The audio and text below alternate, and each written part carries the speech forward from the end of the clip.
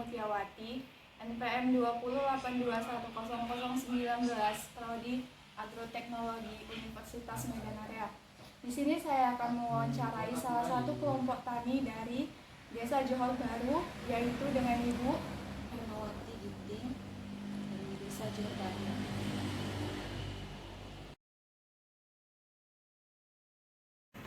Jadi kami di sini dari mahasiswa pertanian, Fakultas Pertanian, Prodi Agroteknologi Universitas Medan Area.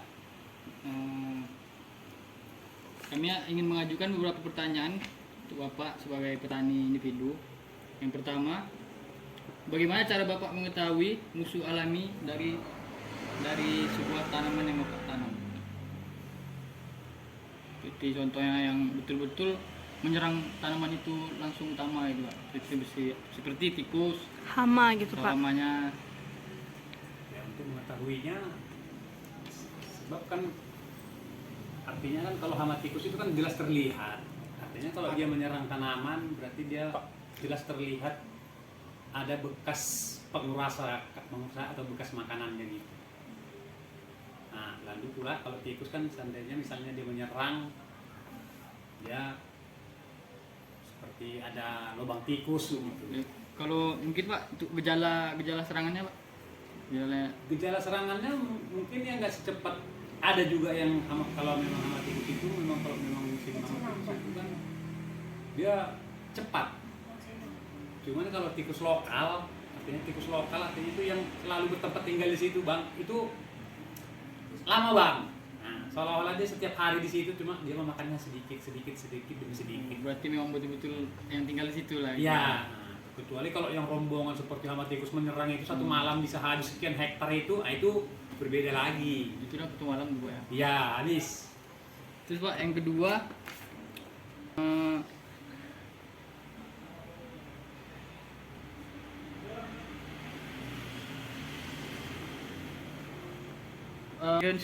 pengamatan di lapangan Pak, teratur kah atau bagaimana Bapak melihat misalnya serangan hama tersebut, Bapak cepat tanggap atau gimana Bapak mengatasinya terlebih dahulu? Ya, kita kan melihat keadaan serangan, Bang. Kalau seandainya misalnya ada tanda-tanda serangan, kita kan segera mengambil pengendalian begitu. Cuman kan artinya kalau dia hama yang saya bilang tadi itu lambat, ya kadang kita pun menanganinya lambat juga begitu.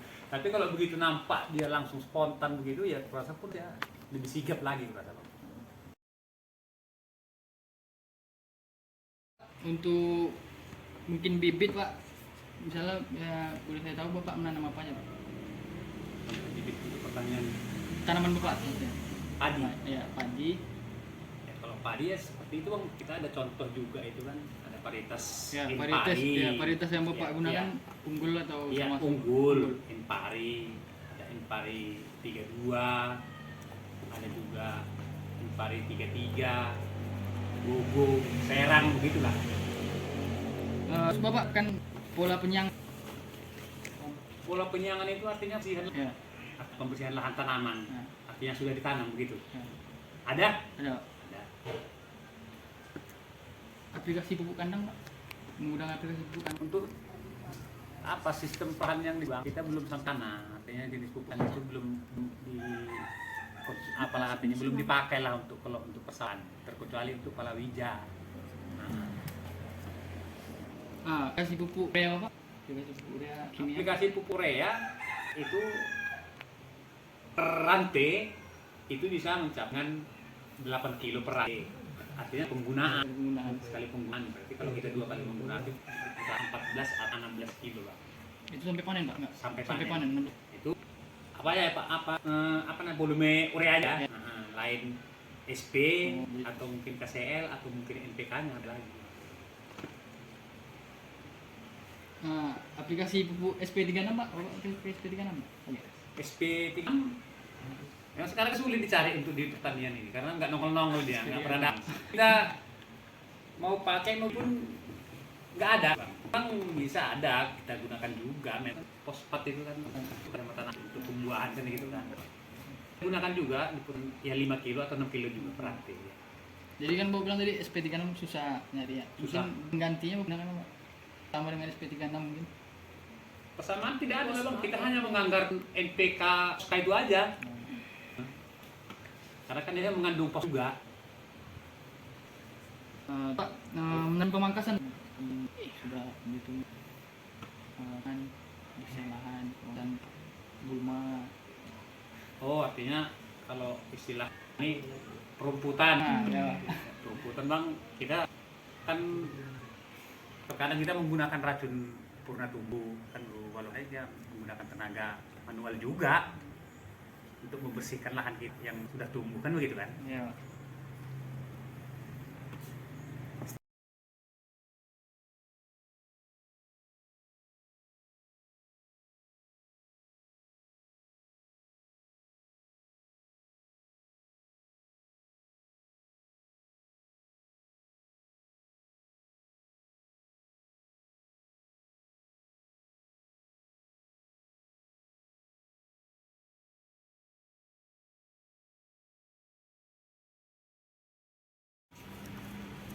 Terus Pak, untuk penggunaan pestisida Pak, terutama pestisida organik pasti Bapak gunakan kan?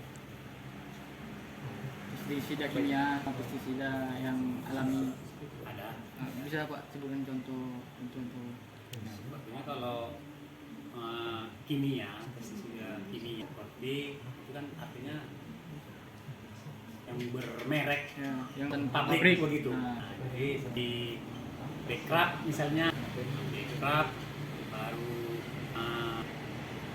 jenis A-nya ya Bekraf, ya Hopcin juga iya, baru Lanet juga. Nah, untuk membasmi werengnya kita bantu ke Bekraf, untuk membasmi walang sakit misalnya kita buat Lanet begitu. kalau untuk pestisida organik mungkin Bapak ada yang dari kulit bahan dikasih kalau misalkan ke yang Bapak tanam tadi ya.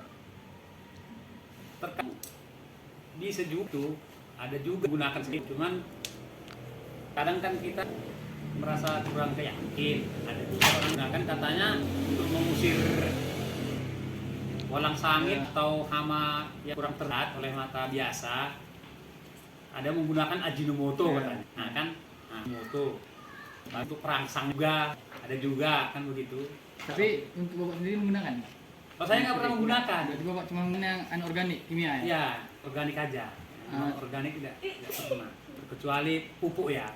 Terus Pak, keputusan Bapak menggunakan pestisida kimia ini karena ada gejalangan atau ambang ekonomi menurut petani? Kimia itu bang, itu sudah menuruti aturan perawatan. Yang namanya aturan perawatan itu artinya dalam pagi tanah padi kita itu baru 7 minggu, 7 hari kita kan wajib semprot dengan racun kimia. Seperti yang terlihat di dalam umur padi 7 itu, di situ sudah terlihat ada seperti lalat, seperti nyamuk, seperti agas, baru sel-sel telur ulat yang kecil-kecil itu sudah terlihat di situ. Disitulah kita menggunakan pestisida kimia, begitu. Nanti malnya atau mungkin 7 hari ke depan lagi.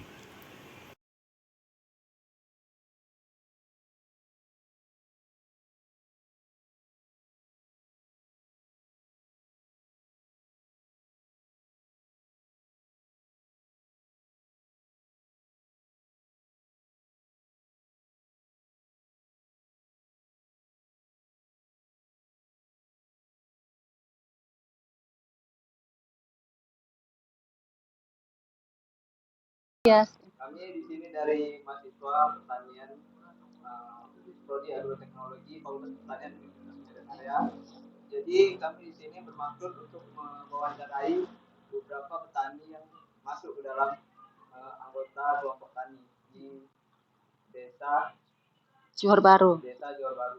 Nah, sini yang pertama saya tanyakan yaitu Ibu sebagai petani itu menanam tanaman apa, Bu? Kalau tanaman palawija, melon. Iya. Lalu selain itu ada lagi, Bu? Enggak, cuma melon aja. Nah, untuk bibitnya sendiri, Bu, apakah Ibu memakai varietas yang unggul atau varietas Unggul. lokal biasa?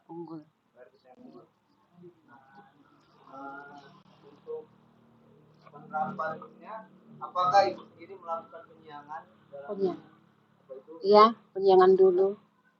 Nah, untuk aplikasi pupuk sendiri, apakah ibu di sini memakai aplikasi pupuk sapi, pupuk kandang atau pupuk lain-lainnya gitu bu? Pakai kalau dalam pemupukan untuk pupuk kandang pakai. Berarti ada juga masuk gitu ya? Ada pupuk kandang, pupuk organik sama non organik. Nah, untuk aplikasi pupuk urea sendiri bu, dari awal sampai panen Kalau urea nggak pakai. apa tuh? Kalau kalau kami biasa pakai NPK, KCL, SS, SP pakai. Tapi kalau urea jarang. Nggak pakai lah kalau urea. Iya. Nah, untuk hamanya di sini bu, apakah ibu selaku petani mengetahui musuh alami dari tanaman-tanaman melon ini bu? Mengetahui. Dari apa? Contohnya itu salah satunya kami ulat. Iya, itu yang hama Iya, paling iya, merusak tanaman. iya.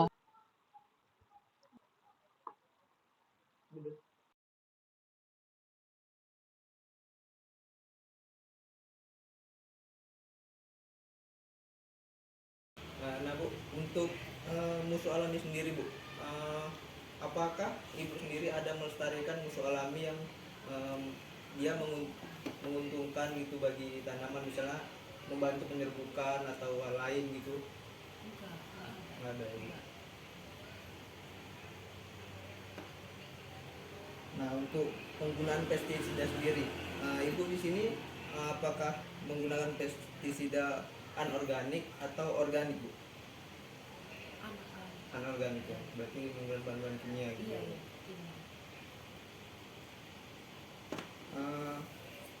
Untuk penggunaan pestisida organik sendiri, apakah apakah ibu sendiri mengapa ibu lebih memilih menggunakan pestisida anorganik daripada yang organik gitu?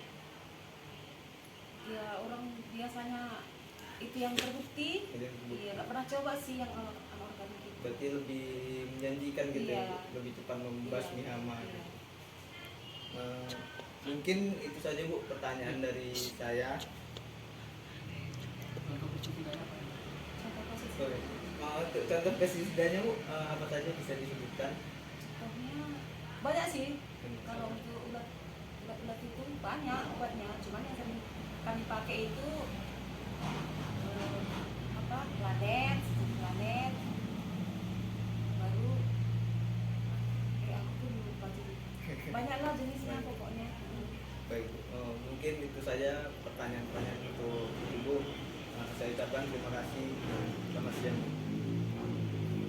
Demikian wawancara saya dengan Ibu Hermawati Ginting. Sekian, terima kasih.